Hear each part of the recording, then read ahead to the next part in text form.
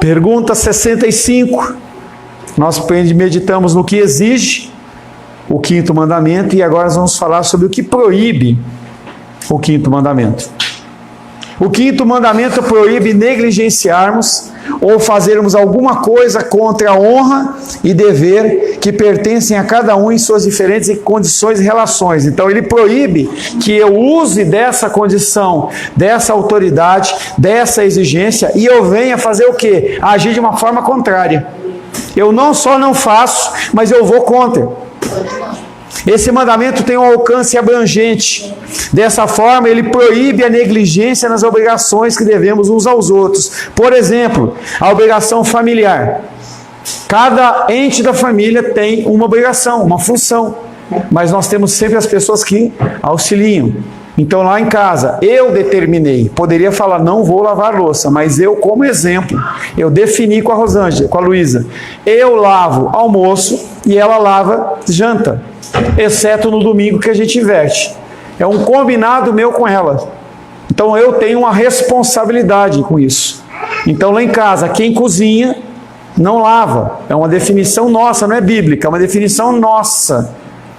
E aí às vezes a gente tem que colocar esse princípio dentro das famílias. Então, filhos que não cumprem essas ordenanças, mesmo que não sejam bíblicas, elas estão quebrando o quinto mandamento. Então na casa lá do André e da Vânia, faça isso, não faça aquilo. Ah, daqui a pouco, tô indo, não tem tô indo, eu vou fazer.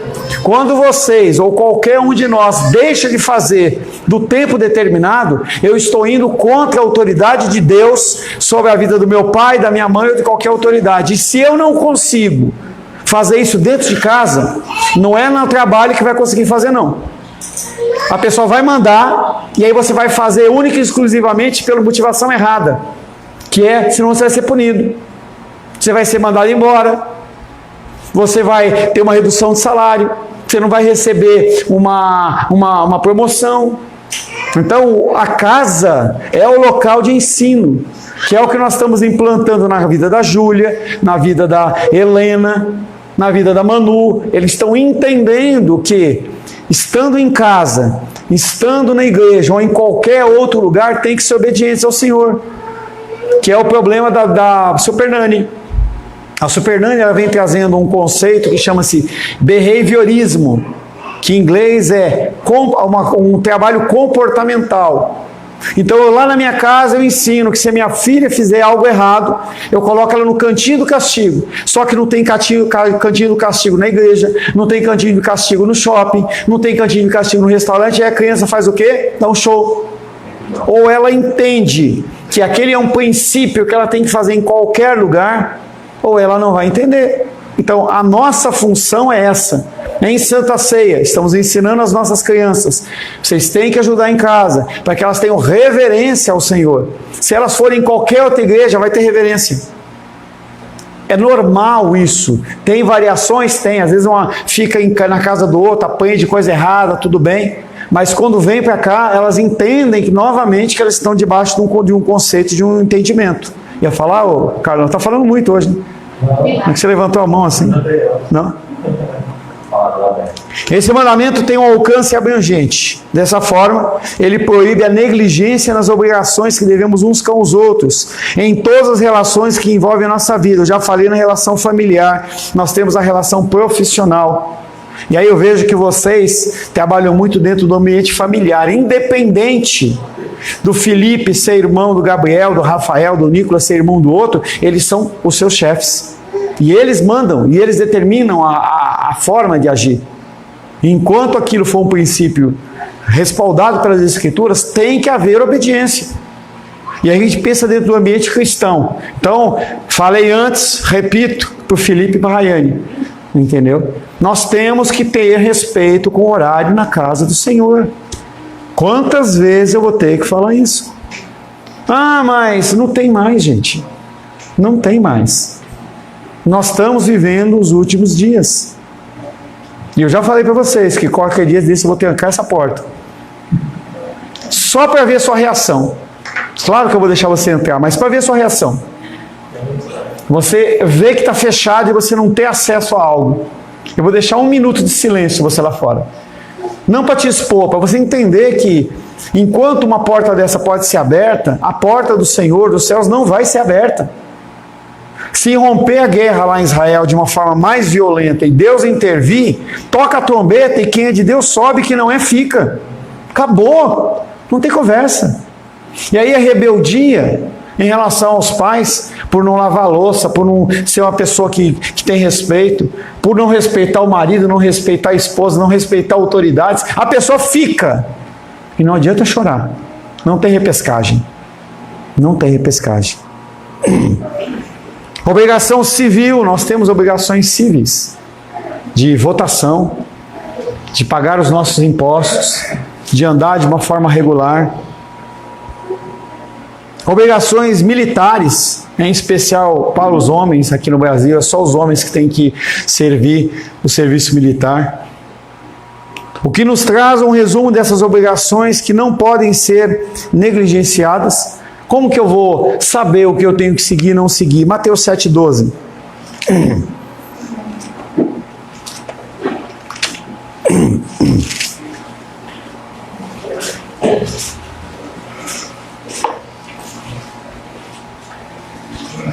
Tudo quanto, pois, quereis que os homens façam, assim fazei vós também a eles, porque esta é a lei e os profetas. Tudo quanto, pois, quereis que os homens os façam, assim fazeis também vós. Como que eu sei se eu estou agindo errado? Faça o seguinte: dê um comando para alguém e a pessoa olha para você e fala assim, estou indo. E como você reage em relação a isso? Você dá um comando para uma pessoa e a pessoa é desrespeitosa com você, como você se sente? Se você se sente desrespeitado, se sente mal, não haja da mesma maneira com o próximo. Se você é uma pessoa que gosta de gritar, e quando a pessoa grita com você, outra pessoa grita com você, como você se sente? Amar a Deus sobre todas as coisas e o próximo como nós mesmos. É só você usar o princípio de como eu reagiria se eu recebesse aquele tipo de resposta ou aquele tipo de reação em relação à ordenança. Só isso, mais nada. O que você pensaria se você marcasse com uma pessoa um horário para resolver um problema e a pessoa demorasse 10 minutos para chegar, 20 minutos para chegar? Todas as vezes, todos os domingos. Como você reagiria? Você ficaria feliz? Você é uma pessoa pontual, chega 5, 10 minutos antes, como você reagiria? Essa é a regra áurea. Como que eu sei se eu estou errado? Aplique sobre a sua vida. Quando você quer algo, você quer para ontem. Mas quando as pessoas pedem para você algo, é para depois. Isso é uma característica humana, porque nós estamos preocupados apenas com nós mesmos. Denise? Tem duas coisas, assim, uma autoridade sobre a outra. Não é questão de, às vezes, dar uma ordem e brigar, mas ser firme, firmeza, as pessoas confundem, né? Acham que estão brigando. Ah, não, ser firme com a ordem sobre a pessoa que você tem autoridade. A problemática não é essa. A problemática é você dar a ordem e a pessoa ela não fazer, ou ela procrastinar em fazer. Esse é o problema que nós estamos tratando aqui. Por outro lado, os pais ou anciãos e também as pessoas detentoras de autoridade não podem desrespeitar os que são inferiores a eles em idade, conhecimento, comando, mas incentivá-los com bondade, repreendendo-os e admoestando-os conforme a Escritura, que é o que nós temos ensinado lá no texto de Efésios. 2 Timóteo 3,16. Apesar de eu ser autoridade, eu não tenho direito a tratar mal a minha filha, desrespeitá-la dentro da sua pessoa. 3,16. Toda a Escritura é inspirada por Deus e útil para o ensino, para a repreensão, para a correção, para a educação na justiça, a fim de que o homem de Deus seja perfeito e perfeitamente aplicado para toda boa obra. Tá, então ele vem falando sobre a condição das Escrituras como a nossa regra. Não é o que eu falo. Não é o que eu falo. Não é o que eu acho. Não é o que a pessoa com autoridade acha ou fala. É o que é de verdade. Não é o que eu penso. Não é o que eu decido. Mas é o que Deus está ordenando. Sendo assim, a autoridade dessas pessoas procede dos dons e habilidades dados por Deus. Nós temos que entender, e nós já tratamos, que cada autoridade ela é concedida por Deus. Então, se Deus ele me coloca nesse momento, eu não sou o pastor de vocês, eu estou o pastor de vocês. Se Ele me coloca como autoridade espiritual sobre a vida de vocês, Deus ele me capacita com habilidades para que eu possa pastoreá-los. E é nesse contexto que a gente tem que entender, e não tem que ficar com inveja ou querer usurpar o lugar do outro, porque nós temos a nossa função definida dentro do reino de Deus. Todas as pessoas investidas de autoridade foram constituídas por Deus, e se elas em suas atitudes ou mesmo em pensamentos violam as normas estabelecidas da palavra, certamente sofrerão um castigo maior que os outros que não receberam esses dons. É aquilo que eu falo sempre. Quem é o maior pecador da igreja? Sou eu. Quem é o maior pecador da minha casa? Sou eu. Da casa do Alice? É o Alice. Da casa do Felipe, do André? É o André. Nós somos pessoas que somos revestidos de autoridade. Essa autoridade ela é colocada sobre as nossas vidas e Deus vai cobrar de uma maneira mais intensa, como fez com Adão. Deus não foi em cima de Eva, Ele foi em cima de Adão, porque o responsável era ele. Ele tinha a responsabilidade. Ah, mas a minha esposa gastou mais do que devia. A responsabilidade de controlar é você. É você que tem que controlar aquilo com muita sabedoria e zelo. É você que tem que cuidar. Lucas 12, 48.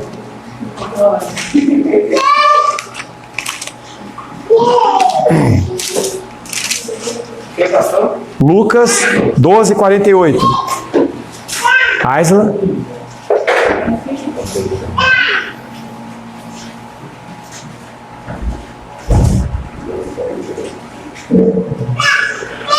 Aquele, porém, que não soube a vontade do seu Senhor e fez coisas dignas de reprovação, levará poucos açoites.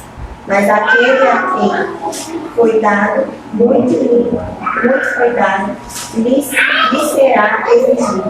Aquele a quem muito se confia, muito mais lhe pedirá. E aí ele está mostrando a condição da ação culposa, eu faço na minha ignorância errado, e a condição dolosa, eu faço sabendo.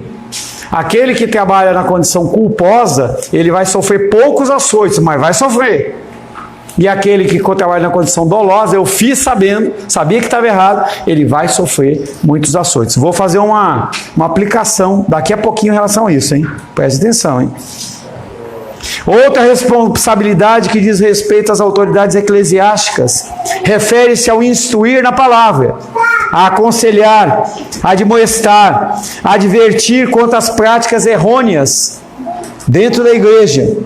E isso inclui alertá-los contra o mal, contra as falsas doutrinas e os falsos mestres. Então, uma função minha é trazer esse alerta. O que você vai fazer com isso? É com você. Se semana que vem você vai chegar no horário ou não, é com você. A minha função é continuar alertando, é continuar falando, é continuar mostrando para você que você está agindo de uma maneira errada diante do Senhor.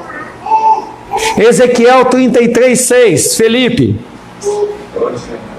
Viu? Olha o contexto da autoridade. Eu avisei que ia falar isso, fazer isso, né? Hein? Não, é você que vai ler, não é o Felipe, não. Eu só fiz essa brincadeira para você ver como a gente, quando passa a nossa vez, a gente voa, entendeu? Querendo resolver, é ele que vai ler. Não é você. 33:6. Foi só para dar o toque. Ezequiel 33:6. Caiu no Nicolas a brincadeira, entendeu? Podia se cair em qualquer um. Todos iam reagir dessa maneira. Esqueceu de mim? É minha vez. Entendeu? Ezequiel 33:6. Mas se o atalaia vir que vem a espada e não tocar a trombeta, e não for avisado, ou se a espada vier e abater uma vida dentre eles, este foi abatido na sua iniquidade, mas o seu sangue demandarei do atalaia. Tá? Figura do atalaia. Atalaia era um homem que era colocado na torre de vigia, no ponto mais alto do castelo. E ele ficava lá. Hã? Não, não tinha. Era 24 para 24. Hein? O cara estava lá. Então a palavra de Deus diz o seguinte: o cara está lá. Se ele observar, e aí eu vou dar o contexto mais completo, né? Se ele vai lá e olha, e ele vê o exército chegando, e ele avisa o rei, e o rei toma a decisão correta e protege o castelo, não fez mais que obrigação. Tem um louro. Hã? Tem um louro. Louro? Ou para dar o pé com o Paco? Louro? Dá o pé? Louro, sabe? Tá. Você quer o louro, né? O papagaio. Louro José. Louro José. O cara tá lá. Vê o exército se aproximando. Essa cara de pau, né? Ele vê o exército se aproximando. E ele não fala pro rei. O exército vem e destrói a muralha. A culpa não é do rei. A culpa é do cara que não avisou. O cara tá lá em cima. Ele vê o exército aproximando. Ele avisa o rei. E o rei não faz nada. E todo mundo morre. Ele está livre. Quando eu falo para você chegar no horário, eu estou avisando. O exército está chegando. Se você não der atenção para essa história e você for morto, a culpa é sua, não é minha. Existe hoje na igreja uma responsabilidade extremamente negligenciada, que é a correção. Nas igrejas que nós passamos, nós podemos observar essa condição desta falta de utilização da autoridade ou da correção. Então, a Aisla comete um pecado, como é comum dela cometer. E aí eu venho e chamo a atenção da Aisla e falo: você está em pecado. Em vez de eu ensinar ela o que é certo, eu simplesmente coloco ela no canto. Não deixo ela tomar Santa Ceia. Fico apontando. Na época, eu não estou fazendo uma comparação com uma outra, até vou mudar o exemplo para não ficar constrangedor, entendeu? O Nicolas, entendeu? Ele está numa condição lá de pecado. Eu coloco ele do lado, no banco, entendeu? E não deixo ele exercer o ministério, eu não instruo ele, não faço nada, simplesmente eu mostro que ele é um pecador. Na Idade Média, entendeu? Na época dos puritanos, 1500, 1600, 1700, uma mulher, quando adulterava, ela pintada na roupa dela um A vermelho aqui assim, de adúltera. Entendeu? E todo lugar que ela andasse, as pessoas iam identificar ela como adúltera. Ou, quando no Antigo Testamento, uma pessoa tinha lepra, se colocava aquele sino de vaca no pescoço dela, quando ela entrava numa região que havia pessoas, ela mesma gritava: imundo, imundo, imundo, atestando que ele estava entrando como imundo. A igreja tem feito exatamente essa mesma coisa. Ela, em vez de educar, em vez de instruir, em vez de capacitar, ela simplesmente coloca a pessoa em evidência como uma pessoa que está cometendo um pecado. Os ministros da igreja têm mais medo de corrigir os seus membros e oficiais que da responsabilidade que tem para com Deus e a palavra. Como que eu vou chamar a atenção do André se ele é um ótimo dizimista? E se ele decidir sair? Aí ele briga. Entendeu? Aí o Felipe toma as dores dele. Aí não sei quem toma as dores, como é que eu vou ficar? Então as pessoas, elas começam a pesar a condição. Eu vou chamar a atenção ou eu vou ficar calmo? Vou ficar na minha aqui para eu não ter nenhum prejuízo. É a condição que muitos maridos fazem. Eu prefiro ter paz. Ela está razão. Então eu deixo a mulher agir de uma maneira errada para que eu tenha paz no lar, para que não haja nenhum tipo de dificuldade.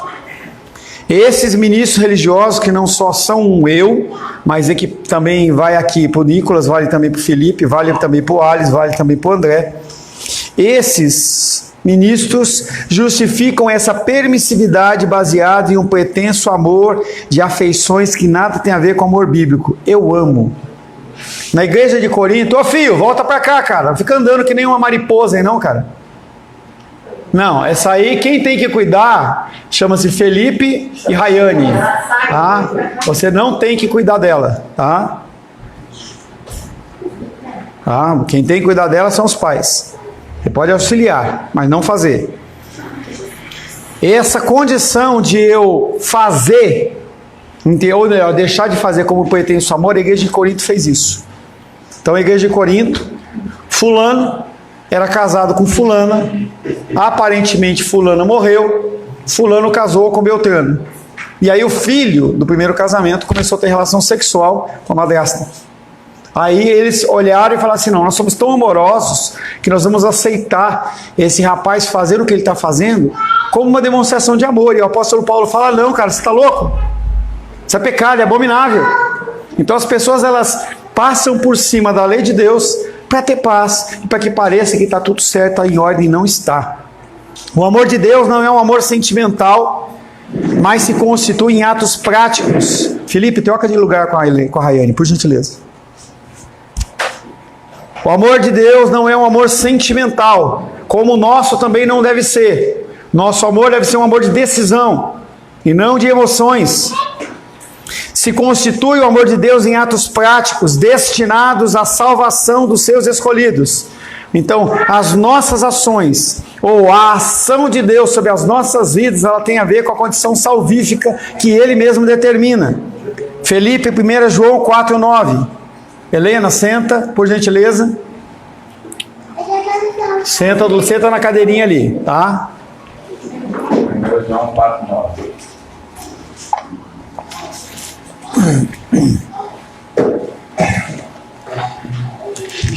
Então me disse a mulher samaritana. 1 João.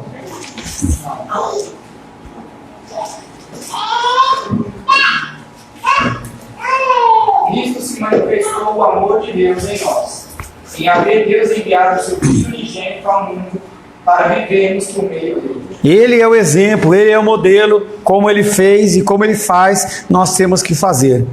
O que isso quer dizer? Este mandamento, o 5º mandamento de honrar pai e mãe, não envolve apenas a responsabilidade dos filhos ou inferiores, mas a responsabilidade dos superiores que receberam dons e favores de Deus, que por sua vez os tornam responsáveis perante as outras pessoas. Eu sou responsável por você. Eu não sou culpado pelo seu pecado, mas sou responsável por você.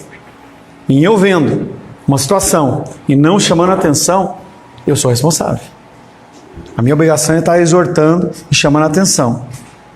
Dessa forma, a principal responsabilidade dessas pessoas que têm posição de autoridade na igreja é a correção, pois as falsas doutrinas estão a entrar na igreja moderna. Então, quando eu falo, e isso é uma coisa que logo, daqui a alguns meses, se Deus assim o permitir, Nicolas vai estar fazendo. Passa por aquele período da amamentação direto, e aí quando começar a andar, quando tiver com 8 meses, 1 ano, começou a fazer discipulia, desce, exorta, volta. Desce, exorta, volta. Não é a Aisla que tem que fazer, é o Nicolas, ele vai exercer a autoridade que é devida sobre a vida dele em relação à criança. Tá? É só assim que as crianças aprendem, não tem outra forma. Dessa forma, a principal responsabilidade dessas pessoas que têm posição de autoridade na igreja é a correção, pois as falsas doutrinas estão a entrar na igreja moderna. E só uma pessoa com autoridade de Deus pode colocar fim nessas fábulas e falsas doutrinas, se nós não tivermos conhecimento e entendimento da palavra de Deus.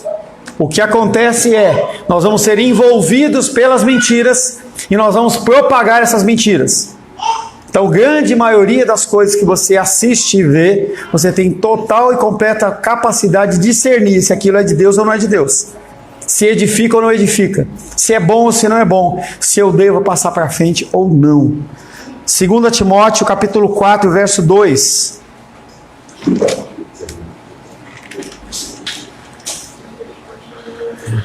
Menísia 42 4:2. Eu sou Luli. Olha Luli. 2 Timóteo 4:2, 42. Né?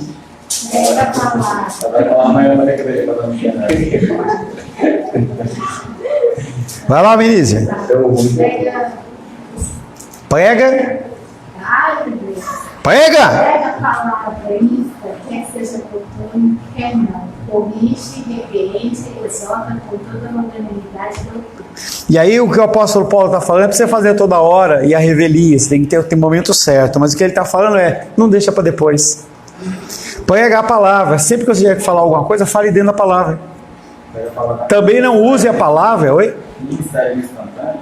Pega a palavra. Não, é de você fazer com firmeza, fazer com veemência, entendeu? Tá? Então, fala a palavra. Se tiver que fazer alguma coisa, fale a palavra. Porque a correção humana, às vezes, entra por um ouvido e sai pelo outro. A semente que ela é plantada, ela vai dar fruto. Seja para a destruição, seja para a salvação. Mas aquela palavra foi plantada. É preciso que essas pessoas que se armem de coragem e passem a acreditar que o crescimento da igreja provém de Deus, e não de conivência com falsas doutrinas e técnicas gerenciais modernas. Essa covardia será duramente punida. Então, não estou justificando a nossa igreja não crescer por isso, tá? Mas eu não vou usar técnicas de marketing para poder fazer com que ela cresça. E o que esse texto está trazendo conta é exatamente essa situação de você usar ferramentas, campanhas, formas de agir para que aquelas pessoas sejam atraídas. Só que quando você faz esse tipo de coisa, você atrai mosca, você não atrai abelha. Porque a gente não precisa de mosca. Mosca, entendeu? Então, quando você traz a novidade, quando você traz... Eu estava lá em Manaus, a igreja que recepcionou esse módulo era uma igreja pentecostal. E aí eles estavam lá e eu comecei a falar contra o atalho espiritual, mas falo de conhecimento de causa. Eu trabalhei 7 anos. E aí as pessoas começaram a ficar incomodadas. Eu não vou deixar de falar para receber a gratidão. E aí eu consegui instruir e até ganhei presente na volta. Eu ganhei uns negocinhos lá, entendeu? Que como eu não vou usar, quando for o próximo aniversário de alguém eu vou... Entendeu? Repassar, né? É preciso que essas pessoas se armem de coragem. É exatamente isso que a gente tem que entender. A gente tem que deixar de ser covarde. Nós, como homens e mulheres de Deus, nós temos sido covardes em relação a agir ou não agir dentro da palavra de Deus. A gente tem medido muito a condição do que vai acontecer comigo se eu fizer isso. E isso é covardia. E aquele exemplo que eu já dei para vocês, você ir a um médico, está com um problema físico, um câncer, alguma coisa assim, está amarrado, entendeu? E aí o médico dá um tapinha nas suas costas e fala que está tudo bem só para você ficar amigo dele, ele é um covarde. Nós temos que ser corajosos. A palavra de Deus diz que nem um covarde entrará no reino dos céus. Nós temos que nos armar de coragem e passar a acreditar que o crescimento da igreja, ou o crescimento dos nossos negócios, ou qualquer crescimento que seja, provém de Deus, e não na conivência com falsas doutrinas e técnicas modernas. Essa covardia será duramente punida. É preciso lembrar sempre que no Apocalipse, no livro de Apocalipse, os covardes encabeçam a lista daqueles que são lançados no fogo, lago de fogo eterno. Apocalipse 21:8.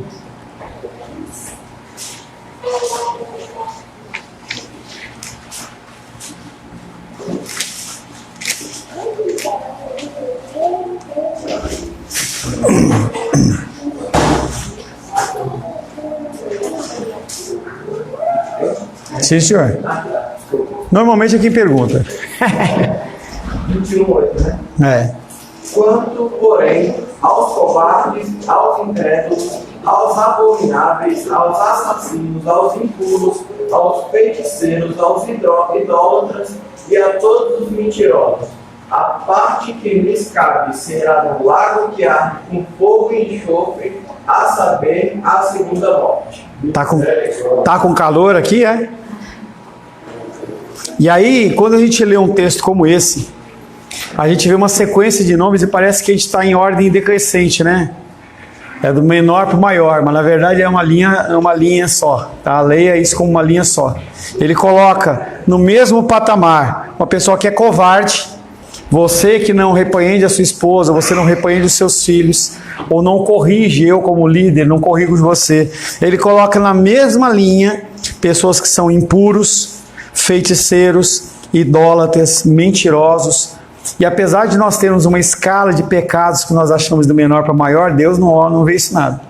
Eu gosto de dar sempre esse exemplo, já dei algumas vezes, Estava lá no avião, aí abre a janelinha, o piloto falou assim, estamos chegando em Brasília, tal, não sei quantos graus, blá, blá, blá.